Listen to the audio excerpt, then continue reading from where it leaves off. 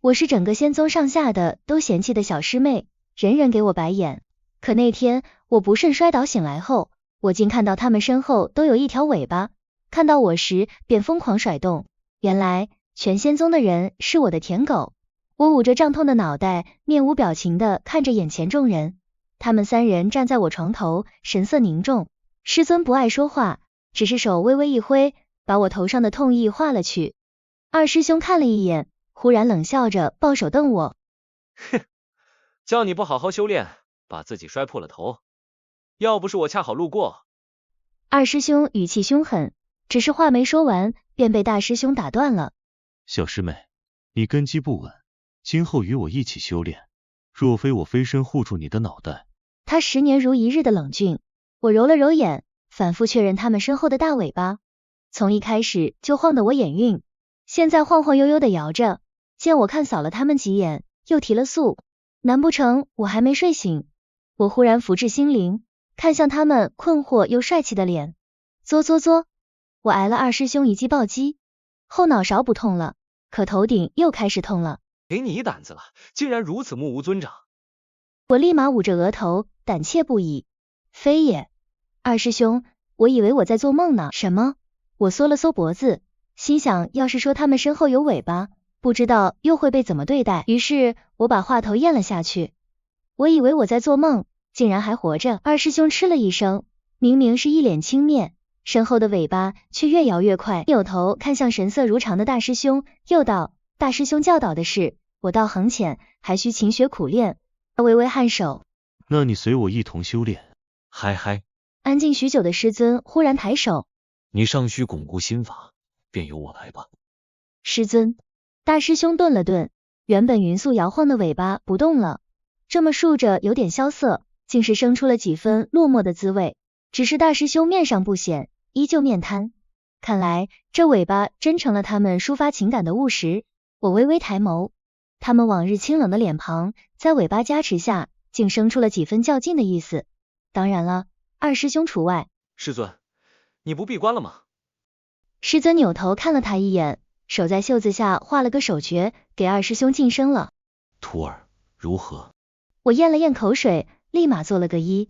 往日人人给我白眼看，要不是线下我能看得到这尾巴，都不知自己成了香饽饽。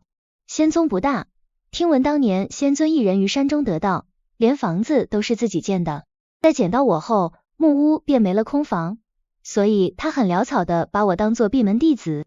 那时候鸡飞狗跳，师尊拖家带口养大了我们一伙人。大师兄同师尊相处最久，最受偏爱，理所应当。二师兄咋咋呼呼，别说是师尊，便连我也极其嫌弃，但他也比我的存在感重。我就是空气，没人理会。虽说是山中唯一的女子，也皮糙肉厚的养着，不是被师尊喊去跑腿，就是被大师兄说教修炼不精，还要遭二师兄戏弄。连身上的衣物都是从师尊那一代代代传承下来的，我在仙人身上只有清露香气，不然穿了几代人也不晓得有多味儿。我打了个寒战，抬眸看了看师尊那张淡漠的脸，心不在焉。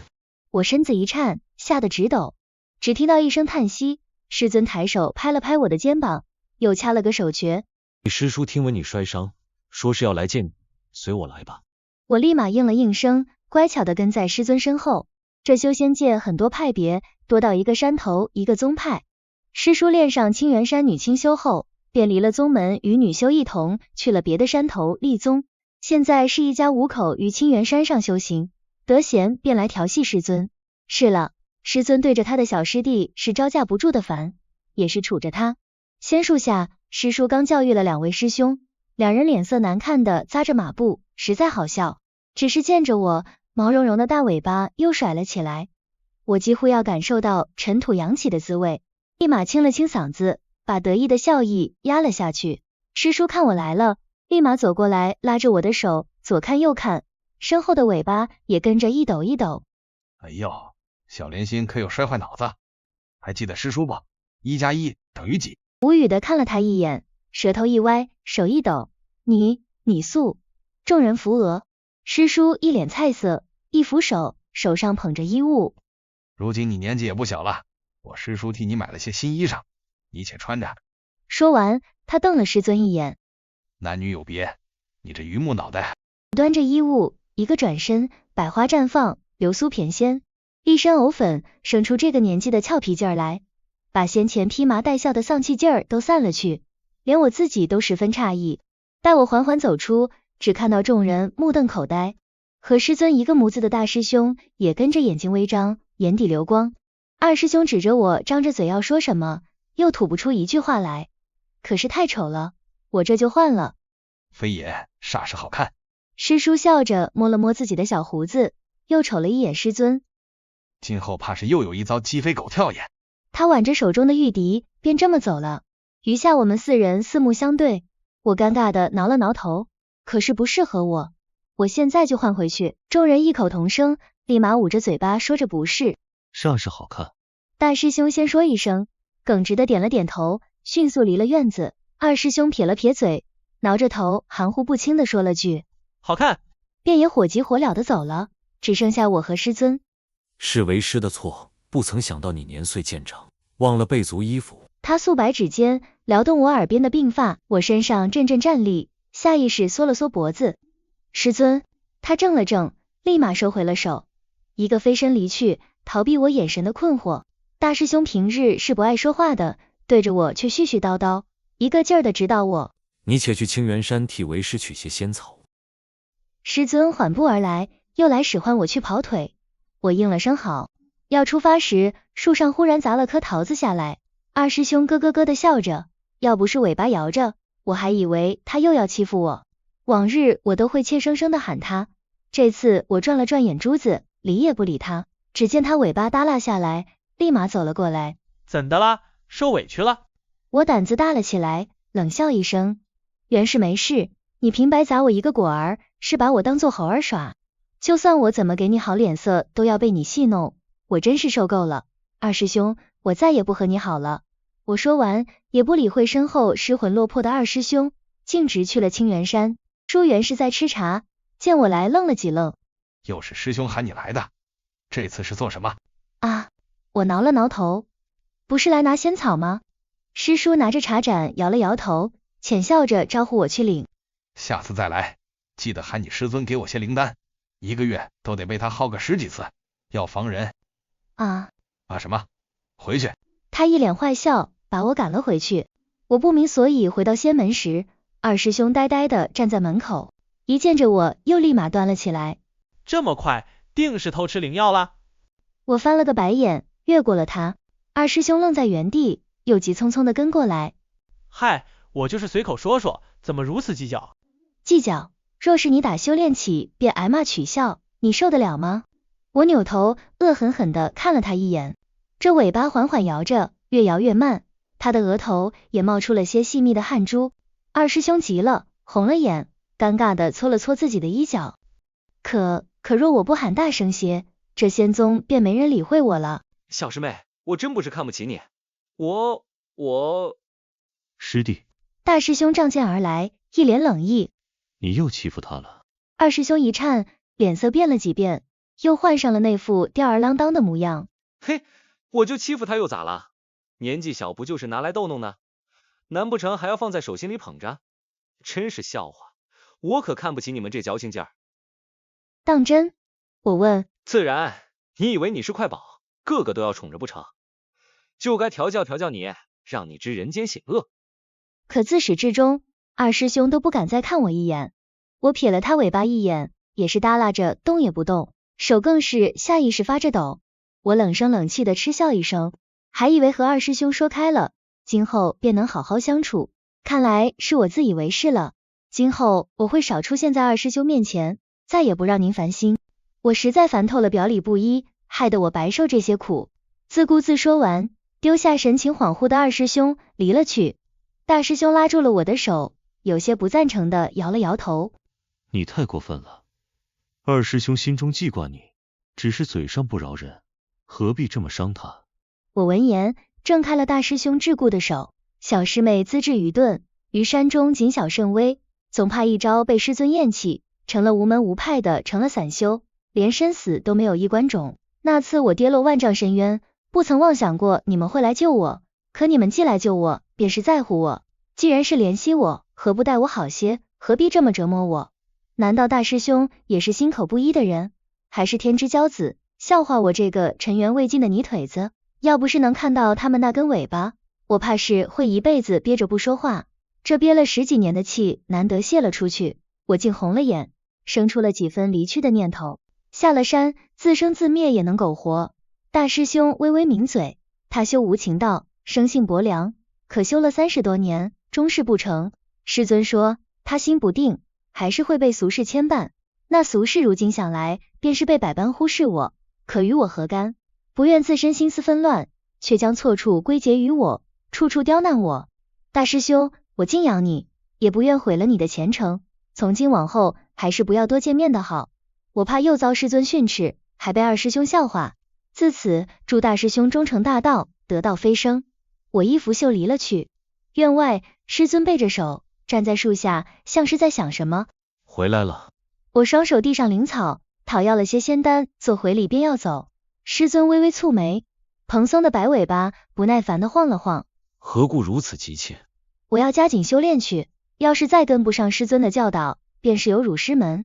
自然了，师尊要是厌弃我，便把我赶下仙门。我不会败坏仙师的名声，只怨我自己，怨我资质愚钝，小心翼翼，稀里糊涂活了10几年。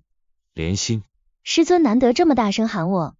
往日我和二师兄闹得凶，他厉声喊过二师兄的俗名，我被忽视了16年，这么一闹才有了些许存在感，不由得发笑，后退了几步。我知道师尊嫌弃我没有天赋，16年前谁被丢在仙门外，你都会好生养着，若是厌弃我占了位置，那便赶我下山吧。师尊，我也是人，心会乏，会累，会想要有归宿，可在这仙宗16年来的忽视，我实在不觉得这是我的栖身之所，还不如松了手，我离了自生自灭去。我不管不顾，今日难得撒了次泼，便没想过口下留情。师尊长叹一声，洁白的衣袂从我面前飘过，我似乎闻到他身上淡淡的玉兰香气。他抽身离去，犹如过往那般清晨绝艳。我回到屋里才知道怕，坐在榻上手直抖，难以置信的回想自己这一天做的事。别怕，面对不公就要说出来。我强撑着给自己打气，可是一闭眼还是会想起来。次日我眼下乌青，神情恍惚，一打开门，只见地上放着一颗小桃，而大师兄站在树下，脸上几分憔悴。昨日回去，我想了一遭，今后我便往梵净山苦修，待到得道再回仙门。小师妹，我并非是看不起你。说完，他落下腰间的玉佩，勉强一笑。你别走，我走。他转身要负剑而去，二师兄不知从哪儿走了出来。大师兄总算是对自己上心了啊。他打着趣儿看了眼我，没了先前的嚣张，多了些许小心翼翼。小师妹，我回去也想了一夜，你是女子，我总不该用男子的法子去引起你的注意，害得你心惊胆战，全是我的错。你别走，要走也是我走，我也该去山下历练，离了仙宗，不再换你修炼。他言辞恳切，红了眼眶，微微渗泪。别离开行吗？我走。你若是泄了火，愿意见我，便修书给我，得了你的准信，我便回来。他们一个比一个言辞恳切，虽是低着头不敢看我，但垂着的尾巴晃动，让我生了几分愧疚。这仙门真是失了规矩，一个两个要离了去，都不与我说一声，反而来问你们的小师妹。师尊款款而来，看了我一眼。至今日后，我闭关修炼，非到100年不出山，这仙门还需你们守着。他也要走。我抬眸扫视了他们一圈，原是愧疚成了愤怒，这是要逼我低头，好任由你们再欺辱下去，我真是受够了。抬手抹去泪水，我一个纵身便往清源山走。昨夜和师尊要了仙丹，此刻便派上用场，一口吞了进去。饶是上层修为的仙师们也没料到我速度之快。师叔还是在院子吃茶，他还未开口，我便掐了个隐身术。忽而众人前来，把他院子的空间给占了个一干二净。这是做甚？师叔，可有见到小师妹？师叔眨了眨眼，看了我一眼后摇了摇头。来得及去得及。师兄们连忙往北方去，只剩师尊被他留了下来。你们这是怎么了？师叔抿了抿嘴，想要走，却被师叔留下来喝茶。我屏息默念口诀，假装站前，我身前的师尊是堵空气墙。可木兰香气闯入我的鼻腔，我实在是害羞。这面对面的可是师尊的胸膛。师兄，往这儿坐。师叔捉弄完我，才笑着拉过师尊的手腕。你总是待莲心忽冷忽热，明明是最在乎她的人，既是怕那心怀鬼胎的徒儿抢了去，又是怕自己乱了心魂。对不起雪莲仙，可你明明知道她是雪莲仙的转世。我差点岔气。雪莲仙，不曾听过，师尊曾经的爱人。我有些好奇的看向他微微蹙眉的脸。终究不是他。于我而言，他不过是陌路人。要不是与雪莲先生的一般的容貌，我不会留他至今日。我心落了一拍，明明我对师父从未有过男女之情，却忍不住红了眼。陌路人，那你又是怎么招惹了他？能气得小鹌鹑乱飞到我这儿来？师叔看热闹般扫了我一眼，忽而见到我落下泪来，才觉得不妙，要打断师尊的话头，却也来不及了。我只是悟了，这不是雪莲，与他朝夕相对，不过是误我修为，还不如切断尘缘，专心修炼。待我闭关修成大道，杀上九重天替他报仇，我才不会因为容貌相似而忘了本心。我深吸一口气，把手诀散了去，站在师尊身侧，语气平和。师尊说的是，切勿让弟子误了师尊修炼。你怎么在这里？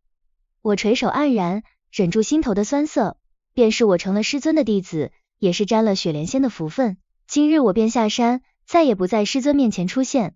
说起来，我这身灵脉都是师尊助我，那我也该归还师尊。我窝囊16年，总要有自己一番骨气。今朝全都还了你，我们再无相干。我做我的尘世人，定不让这张容貌误了仙师。说完，我断了灵脉，呕出鲜血，又抬手从额间劈下，毁了容貌。我不愿拖欠，要还，那便还得干干净净。自此独自苟活，也好过待在山上度日如年。血盖住了我的双眼，我再也看不到那些毛茸茸的大尾巴。直到是奇缘结束，该回到自己原本的位置去。你这又是何必？师叔吓了一跳，从怀中拿出丹药，却被我拒绝了。师尊大道为重。他脸色惨白，怔愣地看着我。我这般决绝，倒是比一心修炼无情道的男子还要狠辣。师尊一时恍惚。雪莲。忽而他灵脉气运乱窜，捂着胸口跌坐在椅子上，伸手要够我的衣袖，却被我躲了去。仙师，我不是雪莲仙，便是莲心，也是随着雪莲仙化作的名字罢了。我是谁对仙师并不重要。至此不复相见。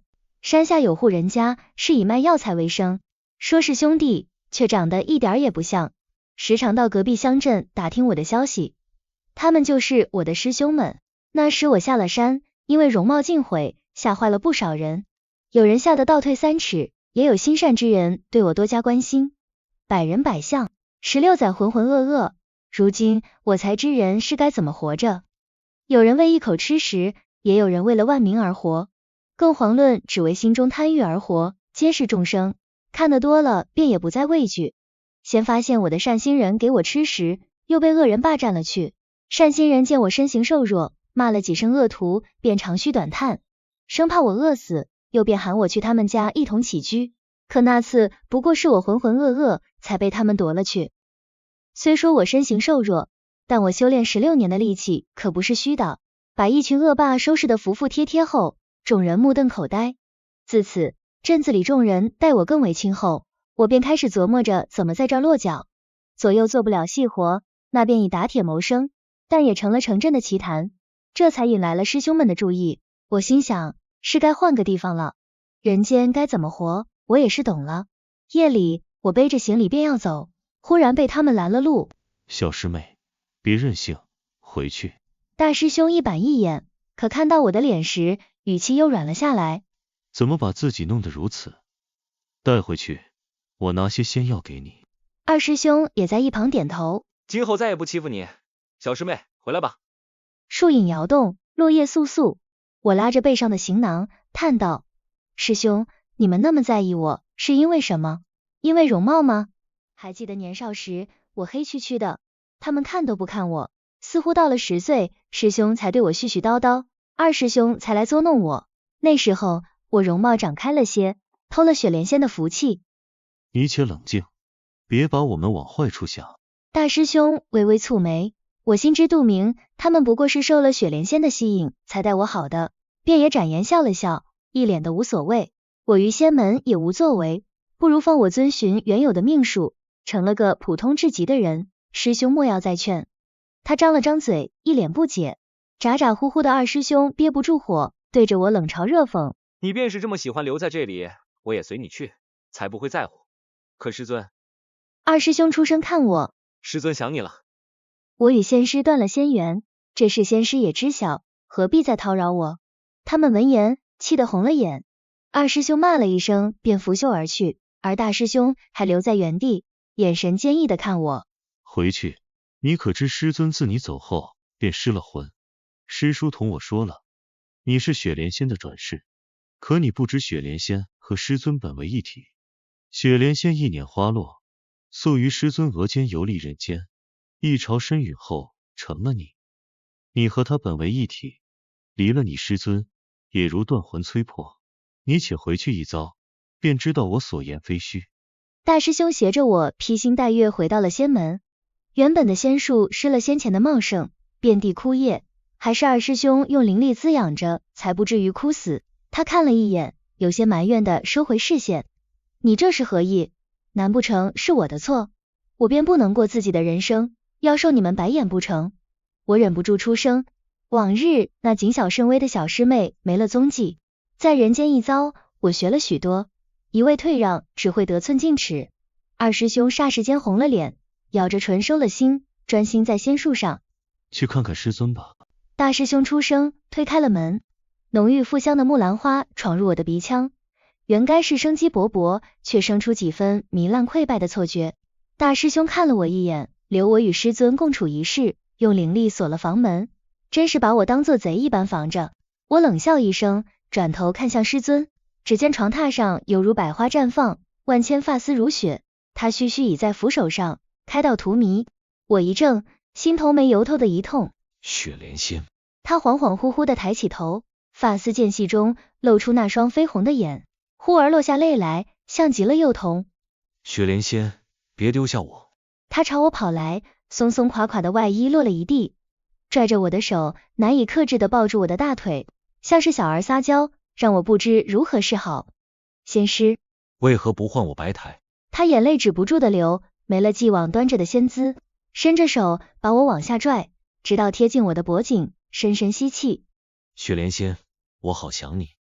他喃喃自语，把我抱得紧紧的，压在身下。为何雪莲仙散了仙气？这般不好。忽而凑了过来，吻住我的唇。他吐出内丹，要将灵力全都交予我。我想要反抗都来不及，得了7分灵气后，才能够将他推开。你这是作甚？仙人别不要我，求你可怜可怜我。我不过是得了您的魂石才得以化形的玉兰，您若不要我，我又该往何处？求您垂眸。他的眼泪打在我脸上，我心思纷乱，不知所措的闭上了眼。忽然仙师趴在我的胸口，不再作恶。血莲仙，我等了你300年，替你看遍人间，却不曾被你换回去。我留在山中修炼，一直在等您，却不知你早已于9重天坠落。那嗷嗷待哺的婴儿，怎么会是有通天修为的您？我不认。我这才回过神，使尽全力将他从我身上推了下去。我是素锦，不是莲心，也不是雪莲仙。自魂魄落于此躯，我便是我，不是连我都不晓得的雪莲仙。仙师，你自己也说过的，我得了仙师7成修为，随意便解了灵锁，一个纵身消散了个一干二净，没人能追上我。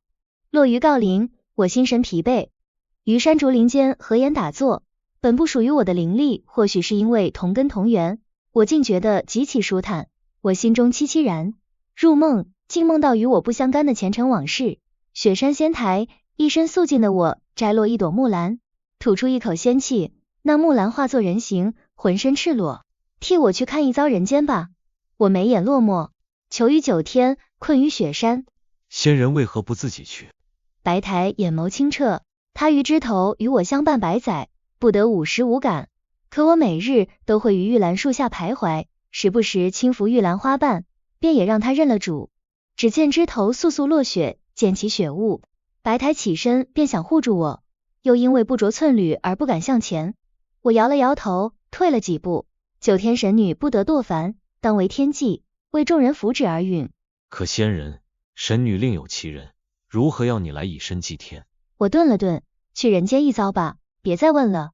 一个扶手，白台落入人间，成了仙人解乏的眼睛，众生百相可窥见一般。袅袅炊烟，四海升平，这便是我要护着的人间。我合上眼，趴在案台，忽而听到窸窸窣窣的脚步声。神女本该是守护人间，却与魔君私奔，把这摊子落了下来。你如今已有500年修为，与她同为莲花化身，原是最不惹眼的女婢，这般捡了漏，也能换上一声神女了。是以身为祭，功在千秋万代，是你的福气。我看向来人，他脸被烟雾掩去，可我却知道他是天尊，是他携我入雪山，成了所谓神女，只因我血脉纯净，又未连生。新的神女还未得以出阁，那便只剩下要成为天师药引的我。自生下来，我便唯有死路一条，左右皆不由我，命数全成定局。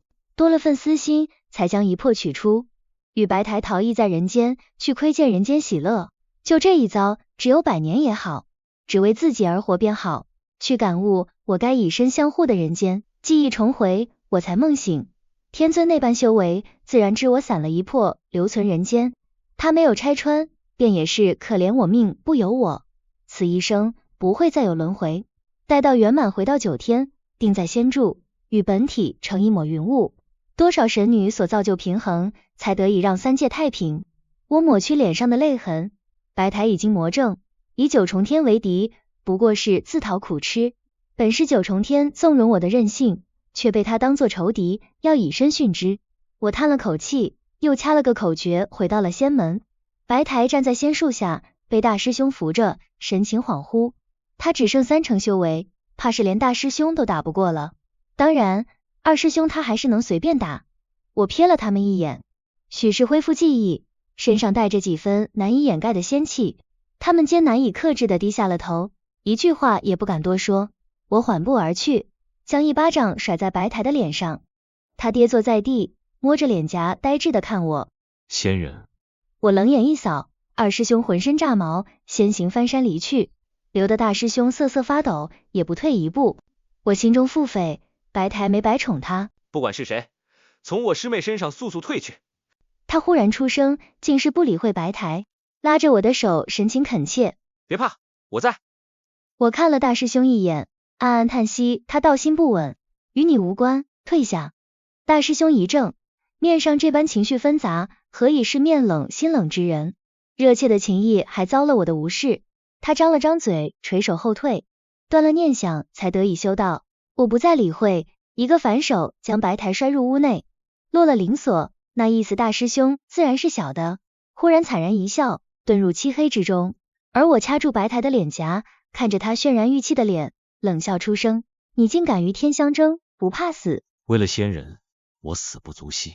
他瞪大了眼，簌簌落泪。我本由仙人相助，才得获神识，本便是为您所生，自然要为您肝脑涂地。他擒着我的衣袖，再也没有先前的为师之姿，一声声喊着仙人，想要与我贴近。我的灵识在他身上栖息100余年，才得以流入人间道。他的贴近我再熟悉不过，便引了他的靠近，转身把白台压在身下。我本就该陨落9天，替神女履职，你不该怪9重天。白台一怔，眼神难以置信。你本不该替他身死。若没有这一遭，我也会化作莲子，成天师药引。白台，我本就该死。他凄然一笑，嘴巴张了张。谁生来便是该死？难道我为庶母，便该不为所动的度完一生？可我遇到了您，是您一念微动，我才得以化身成人，在人间游走。本就没有什么应不应该，何不与天斗，博得一线生机？他眼含热泪，满腔愤恨。我心有触动，又笑着微微摇头。可是白台与天争斗如蚍蜉撼树，还连累生灵涂炭，游走100余年，人间喜乐你一以窥见，便也该懂得为何我愿为苍生已死。我虽只是冒牌神女，可此生下山，我也见过人间纯善之心。人虽有百苦，又百般恶相，可神农尝尽百草，仓颉造字，后羿追日，一代代人奋飞不辍，以星火换得后世万家灯火。这便是人间，微弱却生生不息。神女为了情爱辜负人间，他们又有何辜？她不愿担责，便由我来。我谢了求助她的力道，转身坐在榻上，于雪山之巅，穿过云层，窥见灯火璀璨，阖家安好。那般人间，便是我心之所向，才想化身成人，游走一番后，再无憾离去。身旁衣袖摩擦，白台跟着坐起身来。仙人还是那般慈悲，白台便是倾慕于这样的你。我侧头看他，如是我像非我，便可白眼视之，践踏如泥。白台脸一红，羞愧不已，转世成人，万万没想到不被他认可，还遭了满门白眼。如今想来，我都忍不住扶额。我口中吐气，把白台的修为还了回去。他表情一变，不解看我。此生本是要游走一番，被你束缚于仙门，本就是落了错处。白台立即拉住我的手，眉头微蹙。仙人要走。我微微颔首，留了一丝修为，本就是想在人间走一遭，圆了我思凡的念想。突然案台翻转，砸落一地瓷器。白台丝毫不退。不，便是你一缕幽魂，养在我心间，亦可不死不灭。白台，你还是不懂，我只想活着一遭，由着自己的命数游历人间，而不是囚禁于此，再做回雪山之巅的笼中仙。别忘了这一世，我唤作素锦，而非雪莲。他微微张唇，被我指尖抵住薄唇。你既倾慕于我，也请纵我一番，让我得偿所愿。白台神情恍惚，结语煽动，花瓣簌簌落下，替他道尽心中的万般不舍。下山时，白台又换回之前的模样，一副仙人之姿，高不可攀。如今看来，像极了我当年于雪山时的模样，却不知他偷偷学了我100余年。自此下山去，你不再是我的弟子，此生不复相见。他冷面冷口，一拂袖把我打了回去。重重树影斑驳，他使了巧劲，我不觉身体疼痛，忽而窥见一只飞蛾，浑身洁白，缠绕我身侧，停住于我额间，片刻后化作点点星光，最后落下一地的木兰花瓣，还是那股繁华到糜烂的香气。我眼眶微热，但也知道他以此生度我，便是将一切归还于我，亦不入轮回。待我50殆尽，与9重天仙柱合为一体，那时候便也犹如当年的木兰，留于仙台，浑浑噩噩。此番情谊，若不复相见，那便不入轮回。一声叹息，木兰花与我眼际远去，再也见不到一丝踪迹。待我落地，扫了扫身上的落叶，拿起行囊，再次引入凡尘。这一生便由我所定下自己的命数，恣意的走一遭人间。于此，神女思凡却及时止损，以身允诺，成了人间一段佳话。百转千回，人间朝朝暮暮，千秋百代，待后人一番翻阅，才得知人之长卷，名为生生不息。是以看官看罢，故事再开卷，又是一番生机盎然，传承不息。只是我们皆已